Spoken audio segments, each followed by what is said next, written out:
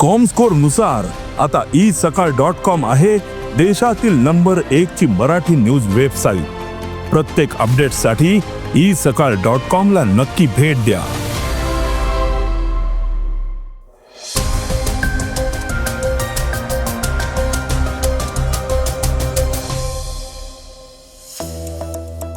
मुंबईच्या वाहतूक व्यवस्थेत आमूलाग्र बदल होणार आहे, तर ट्रम्प प्रशासनानं नवा आदेश जारी केलाय. भारत डेटा सेंटर्समध्ये AI प्रतिभावंतांचा देश बनेल. मुस्लिम आरक्षणाबाबत महाराष्ट्र सरकारच्या निर्णयाला उच्च न्यायालयात आव्हान देण्यात आलेलं आहे. शिक्षामित्रांना 18,000 रुपये मिळणार आहेत, तर ट्रॉट यांनी अफगाणिस्तानला निरोप दिलाय. सौरभ गोखले मराठी चित्रपटसृष्टीतील गटबाजीबद्दल स्पष्टच बोललाय. या बातम्या आपण आजच्या पॉडकास्टमध्ये ऐकणार आहोत. नमस्कार, मी गौरी कुबेर. आज 21 फेब्रुवारी वार शनिवार. तुम्ही ऐकत आहात देशातील number 1 Marathi news website isakal.com podcast. पॉडकास्टची पहिली बातमी मुंबईच्या वाहतूक व्यवस्थेची. मुंबईच्या वाहतूक व्यवस्थेत आमूलाग्र बदल घडवून आणणारा MMRDAचा मुंबई ट्रान्सपोर्ट स्टॅक हा उपक्रम कार्यान्वित होतोय. या माध्यमातनं ओपन डेटा एक्सचेंज प्लॅटफॉर्म मुंबईचं संपूर्ण वाहतूक जाळं एका सूत्रात बांधण्यात येणार आहे. त्यामुळे मुंबईकरांसाठी स्वस्त आणि अत्याधुनिक प्रवासाचे पर्याय खुले होणार आहेत. मुंबईची वाहतूक व्यवस्था सुसह्य आणि एकसंध करण्यासाठी MMRDAनं मुंबई ट्रान्सपोर्ट स्टॅक या पथदर्शी डिजिटल प्लॅटफॉर्मच्या निर्मितीसाठी जपान इंटरनॅशनल कोऑपरेशन एजन्सी सोबत भागीदारी केली आहे. जगभरातल्या शहरांना डेटा आधारित वाहतूक व्यवस्था उभारण्यात मदत करणाऱ्या GICAचं या प्रकल्पाला सहकार्य मिळणार आहे.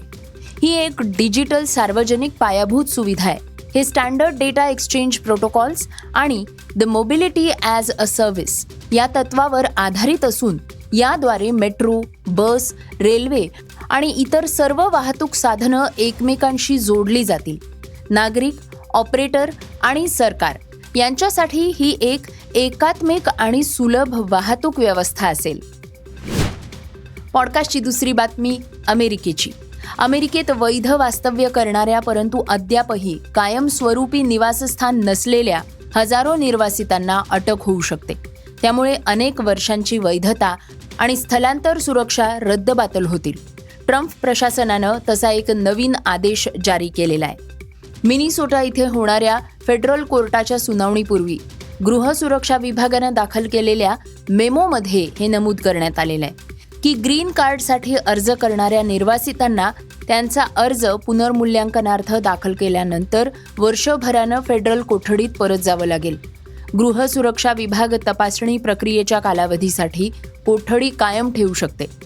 विधिज्ञ आणि पुनर्वसन संघटनांनी या निर्णयाचा निषेध केलेला आहे. त्यामुळे कायदेशीर आव्हानांना तोंड द्यावं लागण्याची शक्यता आहे. बायडन प्रशासनाच्या काळात अमेरिकेत आलेल्या सुमारे 2 लाख निर्वासितांमध्ये गोंधळ आणि भीतीचं वातावरण निर्माण होऊ शकतं. ट्रम्प प्रशासनानं स्थलांतर संदर्भात निर्बंधाचे अनेक आदेश दिले आहेत. त्यापैकी हा आदेश सर्वात नवीन आहे. त्यामुळे निर्वासितांबाबतच्या दीर्घकालीन धोरणांनाच छेद गेलेला आहे. एका प्रकारे आव्हानच मिळालेलं आहे. पॉडकास्टची तिसरी बातमी AI इम्पॅक्ट समिटची. नवी दिल्ली इथे झालेल्या AI इम्पॅक्ट समिट 2026 मध्ये बोलताना अँथ्रोपिकचे CEO डारियो अमोदेई म्हणाले की कृत्रिम बुद्धिमत्तेच्या भविष्याला आकार देण्यात भारताची भूमिका अत्यंत महत्त्वाची आहे. जगात सगळ्यात मोठी लोकशाही म्हणून भारत AIच्या आर्थिक, सामाजिक आणि सुरक्षा धोके आणि संधींना तोंड देण्यास नेतृत्व करू शकतो. गेल्या दशकभरात AIनं इतक्या वेगानं प्रगती केली आहे की जणू काही मूरचा नियम बुद्धिमत्तेवर लागू करण्यात आलेला आहे. येत्या काळात AI मॉडेल्स अनेक कामांमध्ये मानवांना मागे टाकू शकतील असा त्यांचा विश्वास आहे. त्यांनी डेटा सेंटरच्या प्रतिभावंतांचा देश म्हणून त्याचं वर्णन केलंय. ते म्हणाले की AI एजंट्स मानवांपेक्षा जलद आणि अधिक कार्यक्षमतेनं काम करू शकतात. गैरवापर, नोकरी गमावणं आणि सुरक्षा धोके असे धोके आहेतच. कंपनीनं या आठवड्यात बेंगळुरूमध्ये आपलं कार्यालय उघडलं. इरिना घोष यांची अँथ्रोपिक इंडियाच्या व्यवस्थापकीय संचालकपदी नियुक्ती करण्यात आली आहे.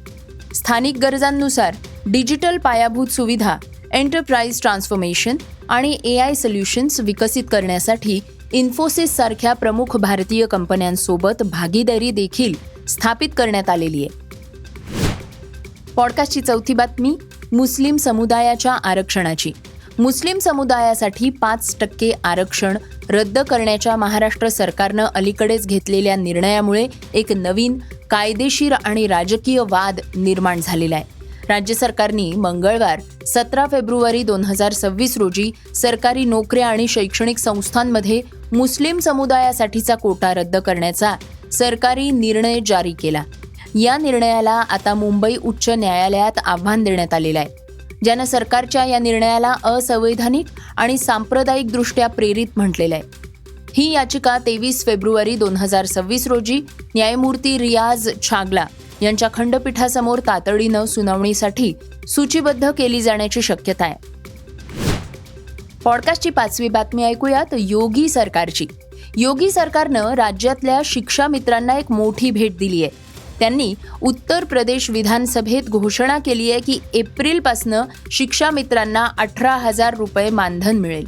मुख्यमंत्र्यांनी असं सांगितलंय की प्रशिक्षकांना आता 17,000 रुपये मिळतील. ही व्यवस्था 1 एप्रिलपासनं लागू होणार आहे. कस्तुरबा गांधी निवास शाळा जिथे अस्तित्वात नाहीत तिथे बांधल्या जातील. सरकारनं यासाठी 580 कोटी रुपये वाटप केले आहेत. या व्यतिरिक्त शिक्षकांना 5 लाख रुपयांपर्यंत कॅशलेस वैद्यकीय उपचार दिले जातील. मुख्यमंत्री योगी यांनी डिजिटल उद्योजक योजनेचीही घोषणा केली आहे. पॉडकास्टची 6वी बातमी क्रीडा क्षेत्रातनं. योगानं प्रशिक्षक झालेल्या जॉनेथ ट्रॉट आणि अफगाणिस्तान क्रिकेट संघ यांच्यातील गुरु शिष्यांच्या नात्याचा अखेर समारोप झालाय. मूळचे इंग्लंडचे आंतरराष्ट्रीय खेळाडू असलेले ट्रॉट अपघातानं अफगाणिस्तानचे प्रशिक्षक झाले होते. 4 वर्षांपूर्वी अफगाणिस्तानच्या प्रशिक्षकपदी इंग्लंडच्याच ग्रॅहम थॉर्प यांची नियुक्ती होत होती, परंतु हे पद स्वीकारण्यासाठी त्यावेळी त्यांच्याकडे वेळ नव्हता. त्यामुळे जोनाथन ट्रॉट यांची नियुक्ती करण्यात आली होती. त्यांनी गेल्या 4 वर्षात 1 दिवसीय आणि वन डे विश्वकरंडक स्पर्धेत अफगाणिस्तान संघाचा दरारा निर्माण केला होता. या T20 स्पर्धेत मात्र अफगाणिस्तान संघाचं आव्हान साखळीतच संपुष्टात आलं आणि ट्रॉट यांनी निरोप घेतला. पॉडकास्टची शेवटची बातमी ऐकूयात अभिनेता सौरभ गोखलेची. बॉलिवूडप्रमाणेच मराठी चित्रपटसृष्टीत सुद्धा गटबाजीचा विषय अधूनमधून चर्चेत येत असतो. याच पार्श्वभूमीवर अभिनेता सौरभ गोखले या विषयावर आपली स्पष्ट भूमिका मांडताना दिसलाय. सौरभ म्हणालाय की अनेकदा चित्रपट विशिष्ट लोकांच्या गटातच तयार होतात.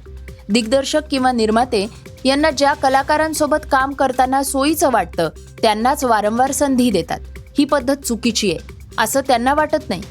मला मात्र अशा गटबाजीचा भाग बनण्याची इच्छा नाही. त्यामुळे मी अनेक प्रकल्पांपासून दूर राहतो. अभिनयाच्या विविध माध्यमांमध्ये सातत्यानं काम करण्याचा प्रयत्न सुरू असल्याचं सांगत सौरभ गोखलेनं प्रेक्षकांपर्यंत दर्जेदार काम पोहोचवणं हेच आपलं अंतिम ध्येय असल्याचं नमूद केलं. हे होतं isakal.comचं पॉडकास्ट, अर्थात सकाळचं पॉडकास्ट. हे पॉडकास्ट तुम्हाला कसं वाटलं आम्हाला जरूर कळवा. याला रेटिंग द्या आणि इतरांना सुद्धा रेकमेंड करा. तर आपण आता उद्या पुन्हा भेटूयात. धन्यवाद. Script and research Vrushal Karmarkar.